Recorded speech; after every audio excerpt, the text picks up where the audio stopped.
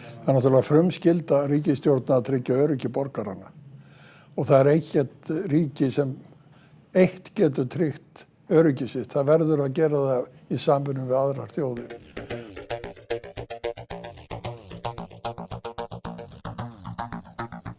NATO var stofnað sem varnarbandalag fyrir 70 árum. Það var stofnað til höfuðs Sovétríkjunum til varnar lýðræðinu. Við erum hluti af og viljum vera hluti af þessu frjálsa samfélagi frjálsra þjóða, sagði þáverandi utanríkisráðherra Bjarni Benediktsson sem undirritaði Norður-Atlantshafssamninginn 4. apríl 1949. Ísland hefur frá upphafi haft sérstöðu sem aðildarríki NATO án eigin herafla. Það er eina aðildarríkið sem í landvörnum algjörlega háð sameiginlegum varnarskuldbindingum NATO og tvíhliða varnarsamningi við Bandaríkin. Árið 2016 samþykkti Alþingi mótatkvæðalaust þjóðaröryggisstefnu fyrir Ísland.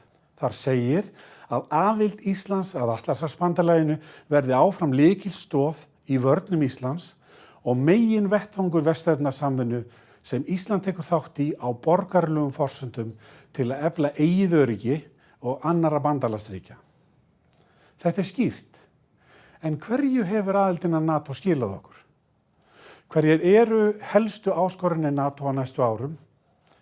Til að ræða þetta höfum við fengið hingað Björn Bjarnason, fyrrverandi ráðherra, en hann er jafnframt formaður Varbergs samtaka vestræna samvinnu og alþjóðamál.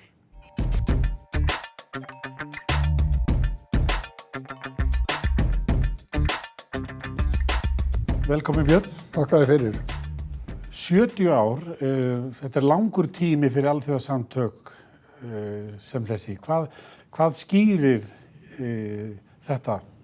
Ég held að sé nú aðalega gagnsemi samtakana fyrir aðildarríkin. Ef það væri ekki svo að þá hefðu þeim ekki fjölgað jafn mikið á þessum árum eins og raun ber vitni um. Þau voru 12 þegar þau tóku höndum saman að stofna þetta varnarbandalag.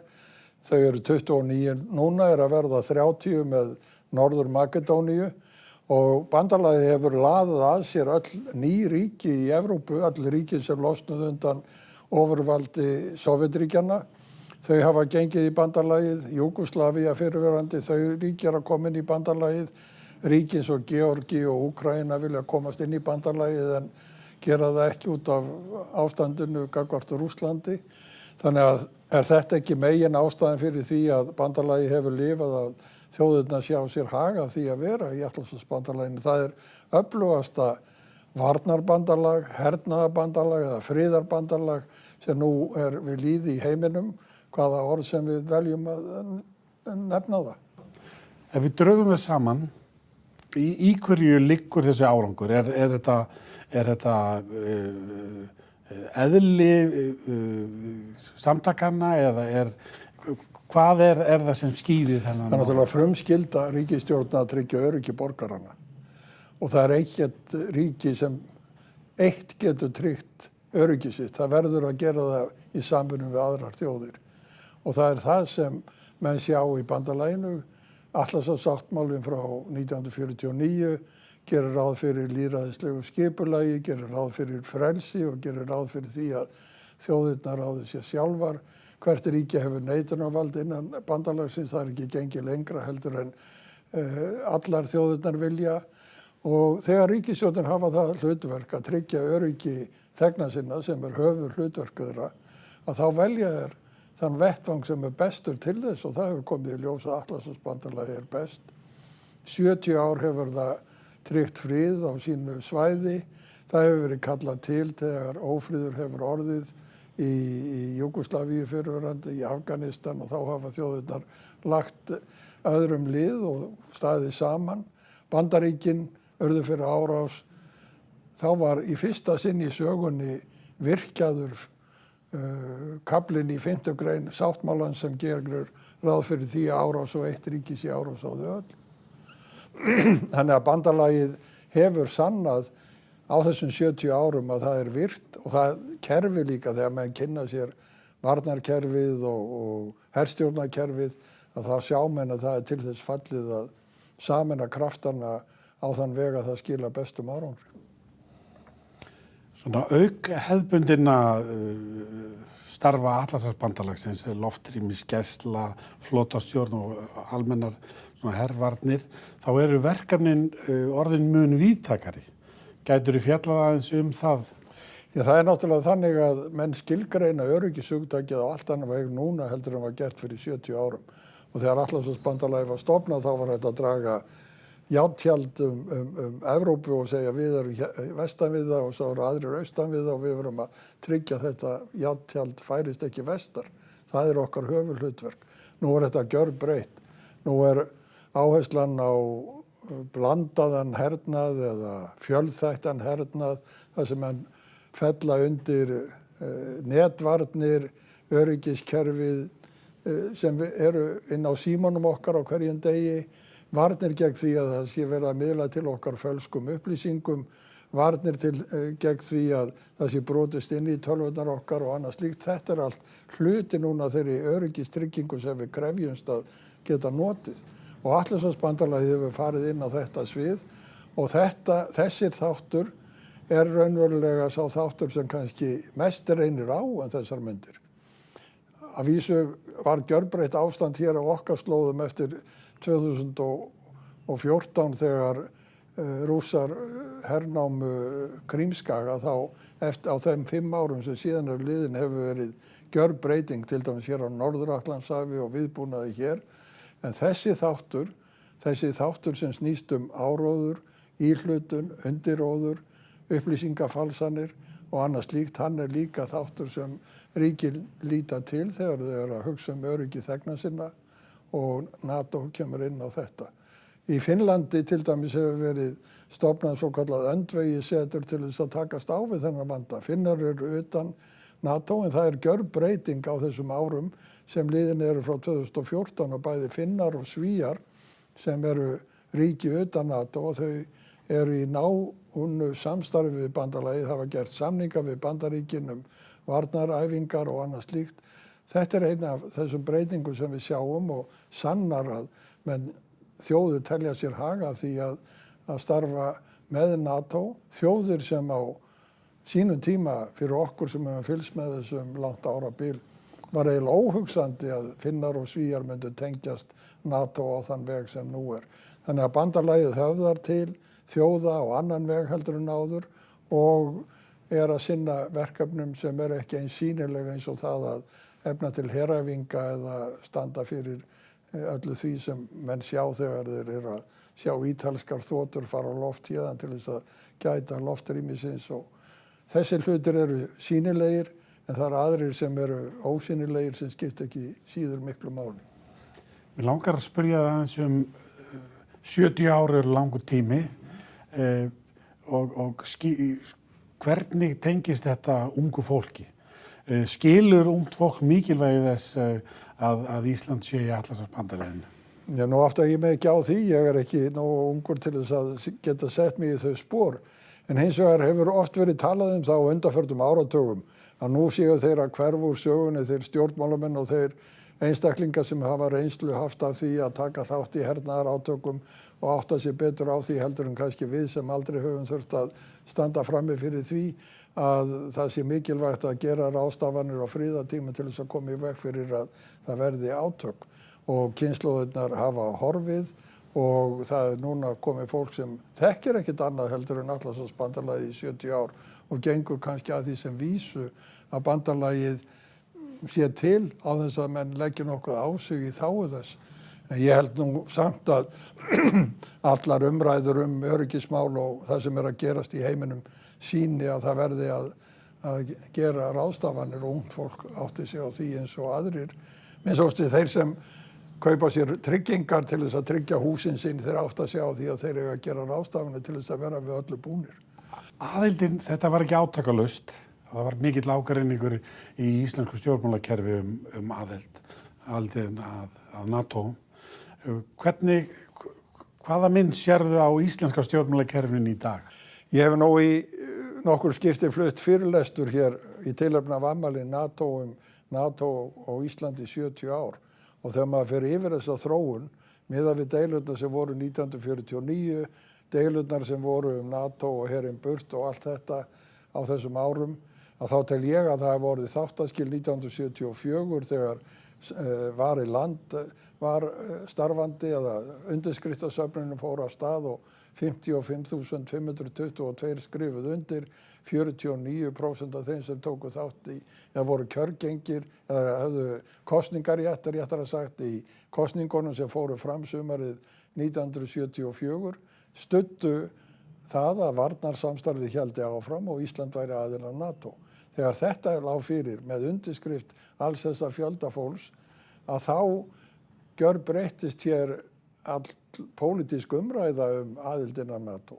Og ef að farið yfir stjórnarsáttmála fyrir og eftir, þá sjá menn að vinstri stjórn sem var mynduð 1978, hún orðaði afstöðu sína í utanríkis- og öryggismálum allt annan hátt heldur en stjórnina 56 og 71.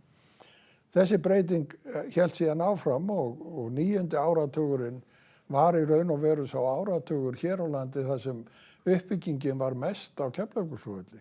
Og þá voru vinstri flokkar í stjórn og komu að því ákvörðunum sem snertu þessa gífurlega miklu uppbyggingu sem varð á Keflavíkurflugvelli á þessum árum. Hér var fullkomnasti herbúnaður sem Bandaríkjamenn réði yfir til þess að fylgjast með kafbátum. Gíóklíði frá Grænlandi Ísland til Skotlands var lykil svæði við alla öryggisgæslu og Ísland skipti gífurlega miklu máli. Síðan hrynja Sovétríkin, það verður gjörbreyting, Norður-Atlantshafið tapar sínu gamla gildi má segja í öryggismálum og þar með dróst athyglin frá Íslandi. Varnarliðið fer 2006, hafði verið hér frá 1951 og við erum svona umræðurnar gjörbreytast hér öryggis- og varnarmál. Síðan fara menn í það á Alþingi að koma sér saman þjóðaröryggisstefnu sem liggur nú til grundvallar stefnu okkar í öryggis- og varnarmálum og þar gert ráð fyrir aðildina NATO og varnarsamningnum við Bandaríkin. Þetta eru grunnþættir. Þannig að þegar litið yfir þessa 70 ára sögu að þá má segja að það hafi svo breyting orðið og það ekki lengur pólitískur ágreiningur nauðsyn þess að vera aðili að NATO og eiga varnarsamstarf við Bandaríkin. Og þetta mjög merkilegur áfangi eða árangur eða hvað sem menn vilja kalla það í sögu Íslands, í Íslandssögunni, sem ég held að sé ekki gerð nægileg skil í sögukennslu fyrir ungt fólk og fólk átti sig ekki á því í raun og veru þegar farið yfir þetta, hvað þetta mikilvæg og merkileg þróun sem hefur hér orðið á þessum 70 árum og ég held að ungt fólk gerir sér ekki grein fyrir þessu. Það finnst mér mjög miður og mér skilst, ég hef nú ekki rýnt í sögukennslubækur, en mér skilst að NATO hafi eitthvað svona kafla í þeim og kannski ekkert minnst á þessa þróun hér sem náttúrulega grundvallar breyting á okkar stöðu í heiminum og afstöðu stjórnvalda til alþjóðamála. Það hafa verið rannsakaðir, það hafa verið skrifað bækur samskipti okkar Íslands og Bandaríkjanna, menn hafa farið í sauman á ákvörðunum sem voru teknar. Þetta liggur allt fyrir. Það var á tímabili alltaf talað það að það hvíldi einhver gífurleg leynd yfir samskiptum okkar á þessu sviði. Vissulega leynd ákveðna hernaðarlega þætti og annað slíkt sem menn vilja halda leyndum, en stjórnmálaþættina hvílir engin leynd og á þeim hvílir engin leynd og það liggur alveg ljóst fyrir.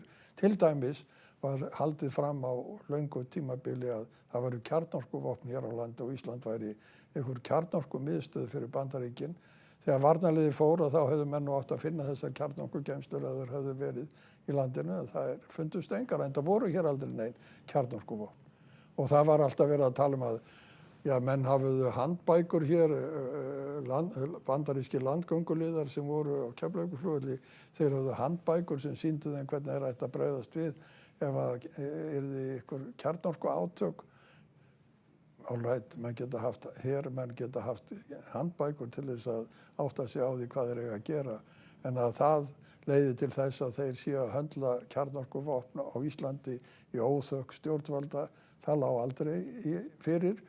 Og þetta var eitt af þeim atriðum sem rifust endalaust á tíma kalda stríðsins. eftir að því lauk og menn gátu farið að gramsa í öllu sem var að finna á Keflavíkurflugvelli, þá kom aldrei neitt í ljós sem sýndi að þar hefðu verið kjarnorkuvopnageymslur. Þannig að það er enn rík þörf. Það er enn rík þörf fyrir allar þjóðir að tryggja öryggi sitt og finna bestu leiðina til þess og ég tel að fyrir Íslendinga sé það sem kemur fram í þjóðaröryggisstefnunni aðildina að NATO og varnarsamstarfi við Bandaríkin sé skynsamlegasta leiðin sem við getum valið. Björn, kærar þakkir. Þakka þér kærlega fyrir spjallið.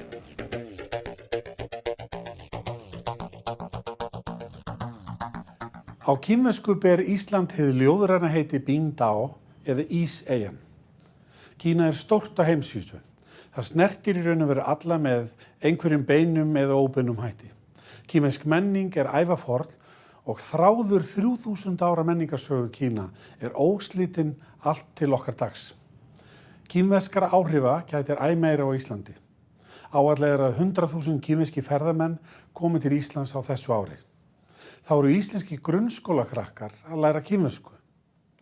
Konfúsíusarstofnunin Norðurljós við Háskóla Íslands hefur þann tilgang að stuðla að aukinni fræðslu tungu, menningu og samfélag Kína.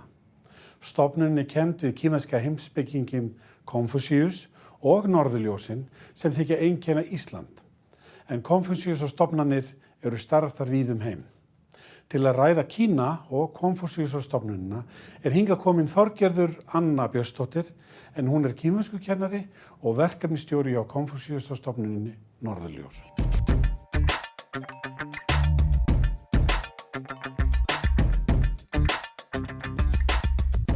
Velkomin Þorgerður.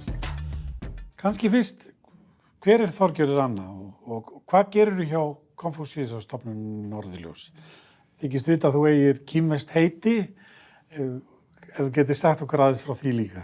Já, ég starfa hjá Konfúsíusarstofnuninni Norðurljós við Háskóla Íslands. Við erum til húsa í Veröld, húsi Vigdísar, þar sem deild erlendra tungumála er líka. Og ég sinni kínverskukennslu á grunnskólastigi, auk þess sem ég er í verkefnastjórnin er að skipuleggja málþing eða fyrirlestra. Stundum erum við með menningarviðburði eins og kínverska nýárshátíð sem er haldin einu svona ári. Og svo þetta er svona fjölþætt og skemmtilegt starf þótt að kennslan sé vissulega fyrirferðarmest í mínu starfi. Já, nafnið. Ég er sem sagt eins margir sem að fara að læra kínversku. Það fekk ég útlituðu kínversku nafni þegar ég hóf nám í kínverskum fræðum við háskólann. Og þá var það þannig að kínverskukennarinn minn, hann fekk svona nafnalista. Hann var að skoða nöfnin og reyna að gefa okkur nöfn sem pössuðu við íslensku nöfnin, hvort sem það var tengt merkingu eða einhvers konar hljóðlíking. Svo hann er búinn að fara í gegn nafnalistan og sér þarna Þorgerður Anna og Þorgerður er þetta svakalega erfitt nafn fyrir Kínverja. Svo hann býr til einhvers konar útgáfu sem er Xiaoqi og í hans huga líkist það Þorgerður. En þetta er ágætt nafn. Ég er mjög ánægð með það vegna þess að þetta er alvöru kínverskt nafn. Þetta er sem sagt ekki augljóslega eftir herma af einhverju vestrænu nafni eins og er gjarnan oft gert líka. Svo ég verið virkilega ánægð með það að vera með alvöru kínverskt nafn. Það er sem sagt Xiao fjölskyldunafnið og Qi merkir svona fallegur jaðarsteinn. Svo þetta er fallegt nafn. Hvað gerir Konfúsíusarstofnun? Konfúsíusarstofnun stendur fyrir kínverskukennslu og kynnir líka kínverska menningu fyrir Íslendingum. Hún er búin að starfa núna í rúmlega áratug og við höfum sem sagt staðið fyrir kínverskukennslu á háskólastigi, framhaldsskólastigi og grunnskólastigi. Og svo auk þess erum við með mikið svona fyrirlestra, málþing, kynningu á kínverskri menningu, höldum kínverska nýárshátíð einu svona ári. En þá bjóðum við Íslendingum að koma og fagna með okkur kínversku áramótunum sem eru aðeins seinna en semst okkar vestrænu áramót. Og þetta er gert í samstarfi við Kínverja eða hvernig er það? Já, sem sagt, Konfúsíusarstofnun er samstarfsverkefni Háskóla Íslands og Ningbo háskóla og hlýtur fjárstuðning í gegnum kínverska menntamálaráðuneytið. Svo þetta er svona samstarfsverkefni sem hefur gengið mjög vel þennan rúma áratug sem hefur verið starfrækt á Íslandi. Þú hefur verið að fást við kínverskukennslu í grunnskólum. Getur þú sagt mér aðeins af því? Já, ég hef mjög gaman að því að deila tungumála áhuga. Það er bara svona mín ástríða. Tungumál og menning og ferðalög og eiga samskipti við fólk úr ýmsum áttum í heiminum. Svo mér finnst mjög skemmtilegt að vera fást við það að kenna kínversku á grunnskólastigi. Börn eru líka mjög svona áhugasamir nemendur Þau eru fljót að ná framburði, þar þau spegla tungumál sem þau heyra yfirleitt betur en fullorðnir. Svo það er virkilega skemmtilegt að fá að kenna á grunnskólastigi og þetta er verkefni sem ég er búin að vera að sinna núna í 5 ár. Ég er að kenna bæði innan frístundanámskeið eða frístundakennslu, Ísaksskóla og Landakotsskóla, en svo erum við líka með kínversku kennslu í Vesturbæjarskóla, þar sem í rauninni allir nemendur í 1. og 2. bekk fá smá kínversku kennslu vikulega. Svo þetta er svona, já. Og eru krakkarnir móttækilegir fyrir þessu? Þau eru það mjög. Þetta er sem sagt, við getum sagt að þetta sé tækifæri til að breikka sjóndeildarhringinn og kynnast því að það er til tungumál sem að nota ekki bókstafi eða stafróf, heldur myndletur. Svo þetta er svona tækifæri til að kynnast framandi menningu og læra að það er virkilega gaman að læra tungumál. Kínverjar eru að sækja sér veðrið víða og áhrif þeirra eru að aukast. Er það að skila sér til Íslands? Já, Kína eru þetta, umsvif Kína á heimsviðinu fara vaxandi og hafa gert það seinustu áratugi. Það hefur áhrif á Ísland rétt eins og önnur lönd í heiminum og ég held að samskipti Íslands við Kína, þau hafa líka verið að aukast jafnt og þétt seinustu árin. Svo þetta er vissulega eitthvað sem að Íslendingar verða að vara við líka. Það eru að koma tæplega 100.000 Kínverjar til Íslands. Í hverju liggur þessi áhugi Kínverja á Íslandi? Já, það er alveg rétt. Fjöldi kínverskra ferðamanna eykst ár frá ári og við vorum með 90.000 kínverska ferðamenn sem komið til Íslands á seinasta ári. Kínverjum finnst Ísland, hefur mikið aðdráttarafl fyrir Kínverja. Þetta er framandi eyja langt í burtu. Nafnið er mjög spennandi á kínversku því að mikið af landaheitum á kínversku eru sem sagt svona hljóðlíkingar. Það sem í rauninni bara verið að apa eftir heitinu á landinu á upplöfu málinu. En það á ekki við um Ísland. Þeir segja ekki einhvers konar afbökun af Ísland eða Æsland, heldur segja þeir Bingdao sem merkir Íseyjan. Svo þeir fá strax svona einhverja mynd af landinu í huga sér bara við að heyra nafnið. Og svo þetta er Ísland frægt fyrir bjartar sumarnætur og norðurljósavetri til hreint vatn og hreint loft. Svo það hefur gríðalegt aðdráttarafl í augum Kínverja.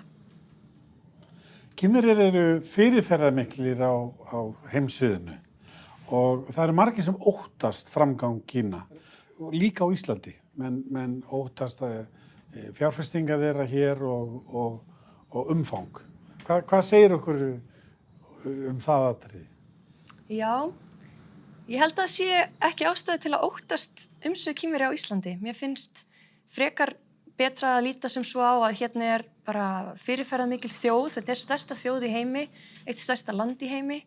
Það er ekkert óeðlilegt við það að þeir séu áberandi og meira áberandi en þeir voru á fyrri tímum þegar þjóðin var kannski ekki eins vel stæð efnahagslega og pólitískt. Svo ég held að umsvif þeirra sé ekki eitthvað sem þarf að óttast og allra síst á Íslandi. Þetta er frekar þjóð sem við viljum vera í góðum samskiptum við, kynnast vel og bara efla sambandi við. Svo ég held að það sé alls ekkert óeðlilegt við það að Kínverjar séu svolítið áberandi. Þetta er náttúrulega, eins og ég sagði, fjölmennasta þjóð í heimi og bara tímabært að setja sig í þeirra spor hvað varðar umheiminn.